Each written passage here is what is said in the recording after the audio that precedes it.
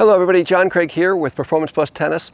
One of the common questions I get when it comes to the serve is really, what is the most important aspect of the serve? What should I be trying to achieve? Power, technique, speed, spin? What should I be trying to do? High percentage? What is the most important thing that I should be working on and to make my serve an effective weapon? We're going to cover that and more in today's lesson. And before we tear into the video, just understand that technique is certainly a key element to all this, because your ability to have variety in spins, speeds, and placements really depends on your ability to have pretty good technique. In other words, if I'm going to serve to the backhand side and all I can do is say a forehand grip and I can do like a lollipop serve, that wasn't terrible, was it? Not bad. I don't serve like, there we go. Got it. Not bad. But where is that going to get me? I hit my target for sure, but it really didn't have a whole lot of force on it, didn't have any spin, so it's a relatively easy ball to receive. It's probably not going to help you get to higher levels. So you got to get the techniques so that you can then have a higher performing serve that you can spin, speed, placement, everything. So that's really, really important. So if you're working on your technique, we've got this whole playlist here on Performance Plus on YouTube. It's got almost everything you need to know about technique. There's so many things in here. And if you want to even dive deeper and get course material, I've got that. You can click in the description down below and take a look at my Serve Foundation course. That's there as well. But you've really got to get your technique down. And the sequence is that you want to work on the stroke first. And that means you're working on the technical element, and then you work on targets, and you work on placements and spins. Because if I sit here and just groove my technique, so I'm doing this, okay? I'm never going to get anywhere. I'm grooving accuracy with a technique that's going to get embedded in my muscle memory. It's not going to help me. So you've got to get the technique down, and then you can work on your accuracy. So once you've got the continental grip and you've got a fluid motion, then you can spin it in there and play it. You can do anything you want, but you've got to have the technique down. Otherwise, this whole process will be inhibited and it'll be very difficult for you. So make sure that you're really working on your technique first, and then blend in your practice for spins and for placements and targets as well. If you're like most recreational players, the first thing we're thinking about is getting more power. And power is certainly an element that's important to have an effective serve. But certainly it's not the most important thing. In my opinion, there's other things that are more important than sheer power. And we're going to get into that in today's lesson. And I can tell you from my own experience as a player in the past, I never had the biggest serve, but my serve was effective. And I'm going to show you why it was effective and how it was effective, and how you can use these strategies to make your serve effective, even if you're not getting the most power. You can do so many more things with your serve. So is it spin? Is it consistency? Is it placement? Is it power? Guess what? It's everything. It's variety. If you can create variety in your serve, you're going to keep your opponent off balance, changing speeds, spins, locations, and use your serve more as a tactical weapon to set up the point than just trying to blast your serve to try to win the point on your serve and getting a low percentage of your serves in. It really doesn't get you anywhere. So if you think about great baseball pitchers, yeah, there were Nolan Ryans that threw amazing fastballs and could blow it by everyone, but most pitchers are great pitchers. That means they're not just hurling the ball, but they're pitching and they're putting variety. They've got sliders, they've got curveballs, they've got changeups, they've got fastballs, different locations. You've got to try to think of your serve the same way. Because if you're just going for power, your percentages are going to be low in general, mostly. And for me, if I were just trying to hit my serve at 100% capacity all the time, I'd probably end up injuring myself as well at this stage in where I'm at in my tennis. So think more about how you can use your serve skillfully to keep your opponent guessing and keep them uncomfortable. Try not to get them into a groove. And we're going to cover that in today's lesson and show you some of the things you can do that'll help create that variety in your serve. And for many of you who are playing matches, I think a skill that is not often discussed, but I think it's a critical skill, is to understand the patterns that you're establishing deliberately and noting those patterns so that you can break those patterns at crucial times in a set or in a match. So, for example, if I know my opponent has got a weak backhand, I will go at their backhand knowing that I'm going to change that maybe at a critical time when they're starting to look for the backhand, and I'm going to go to the forehand, or I'm going to change the speed or the spin so the ball's at a different height of contact.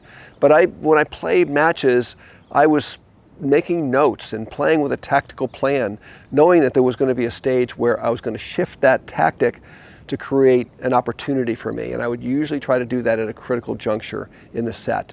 So when you're playing, try to be cognizant of what it is you're doing, why you're doing it, and when you're going to change it. And that makes your serve so much more effective as well. So the other thing that I recommend you do too when you start your matches is don't go 100% all out.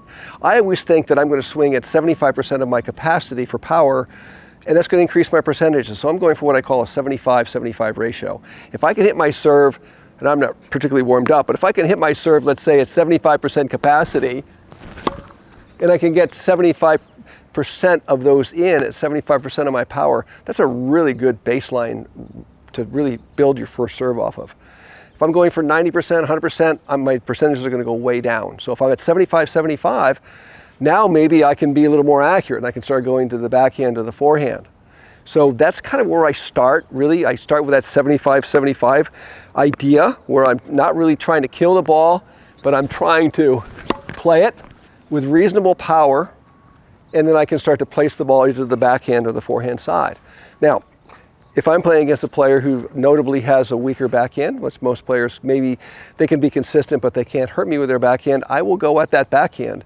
And as soon as I recognize that they're starting to time onto it, I might still go to the backhand, but I will change the spin and the speed. So maybe I've been hitting a flatter type of a slice out to the backhand side in the ad court, trying to go out there with that, and maybe they're starting to dial that in. Well, now maybe I'll go to the similar area, but I'll keep the same amount of racket head speed, but I'll use the racket head speed to create more spin. If my opponent is catching on to that serve, that 75-75, I'm going to change it now. I'm going to go 50-50, but I'm going to go to the same area. So I'm going to place the ball in that same area in the box, but I'm going to put more spin on it and see if I can change the height of the ball so it's in a different place at a different time. So I'm just trying to throw my opponent's timing and rhythm off. And once I've done that a couple of times, now the opponent's going, instead of thinking, okay, I know what's coming, now they're thinking, what is coming? I don't know what's coming, because there's been a change in the serve. And that adjustment for you as the server is so effective. So just avoid the idea that you're just going to be blasting first serves all the time. Change it up. Throw in a different type of serve, different place, different location, different spin, and change it up so that your opponent is not getting into a rhythm. Because once they get into a rhythm and the timing and you don't change it, now you're going to be playing defense on the first ball. So let's play out a scenario. It's 4-all in the first set. Ad court, ad out. I've been isolating the backhand with speed, spins, changes of height of contact, and the opponent is starting to camp out over there looking for the backhand. So I need this point. So I come up to the line, I look right at the cone where I've been serving for the whole set so far, but I know I'm going to go down the tee. They can't see that I'm looking right at the cone, but I know I'm going tee.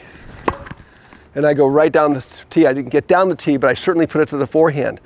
If the opponent is just favoring this a little bit and they have to get over there and play that ball, it's going to be difficult for them to hurt me with that return. So I made the change in my serve at the critical time in the set when I needed the point. I still hit a 75-75, but I put the ball in a different location.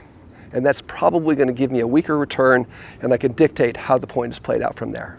So another thing that I do, or I used to do when I was competing, was I would make subtle position changes along the baseline to make it more comfortable to hit to a certain target. So for example, in the ad court, it would be very normal for me to be a little bit off center from the hash mark, and this gives me a stronger angle into the backhand.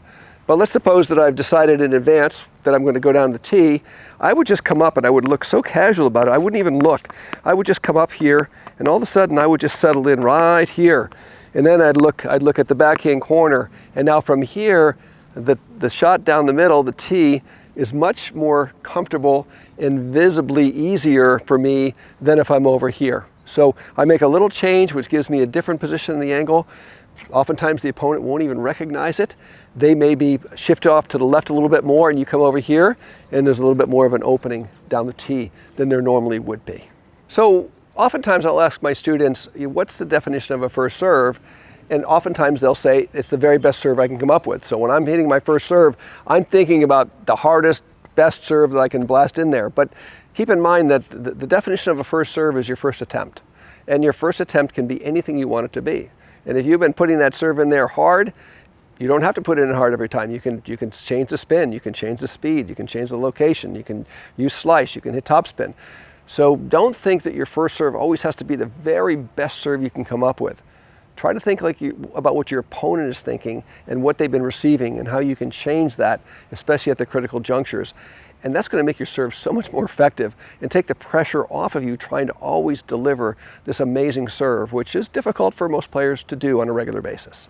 And you notice I've been practicing during this video and this lesson in the ad court almost exclusively. And the reason for that is that more critical points are played in the ad court than in the deuce court. In fact, there's only 2 scoring scenarios where the game will be concluded in the deuce court. And that's when the score is either 40-15 or it's 15-40. The outcome of the game can be determined only in the deuce court in those 2 scenarios. However, in the ad court, it can be 6 different scenarios. It can be 40-love, it can be love-40, it can be 40-30, 30-40, or add in or add out. So when you're really practicing your serve and you're going to work on the critical side, you should spend 3/4 of your time working in the ad court and 1/4 working in the deuce court, because you're going to need to be able to serve with confidence and effectively in the ad court more often to either preserve a game that you're about to lose or win a game that you're in position to win. Thanks so much for watching today's lesson. Get out on the court and work on these concepts in sequence. Get your technique down, work on your accuracy, placements, and your spins, and create variety in your serve to improve your serving performance. And if you want to dive deeper into all of this, just click in the link in the description down below. Take a look at my Serve Foundation course, which has helped thousands of players like you improve their skills and develop a professional quality serve. Please give us a like, leave your comments down below, subscribe to the channel if you've not done so already. We have a lot more coming here at Performance Plus Tennis. Thanks for watching this video today, and we'll see you in the next lesson.